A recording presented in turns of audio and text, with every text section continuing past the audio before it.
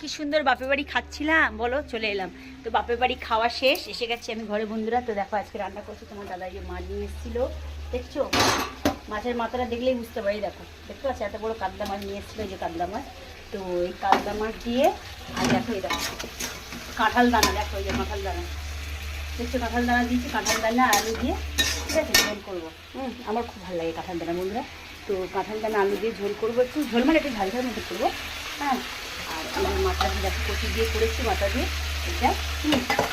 আর আমার জন্য আমি পান্তা রেখেছি, দেখো পান্তা খাবো, কী করবো বলো। বাবার বাড়ি গেছিলাম না, আমি ভাত বেঁচে গেছে পান্তা, আমাদের ঘরের ভাত বেঁচে গেছে। বাবার বাড়ি না, বাবার বাড়ি পান্তা খাই না, আমি ঘরেই খাই। তো এই যে দেখতে পাচ্ছি ঠিক এরকম হয়েছে, এই দেখো এই কাঁঠাল দানাগুলো ঠিক এরকম হয়েছে। কাঁঠাল দানা আর মাছ দিয়েছে, এই মাছগুলো দিয়ে একটু ঝোল করবো। তো এই আজকে আমার রান্না বন্ধু। তো কে কে কাঁঠাল দানা দিয়ে মাছের ঝোল খেতে ভালোবাসে অবশ্যই লাইক কমেন্ট করে বলবে। কাটা বেড়া সব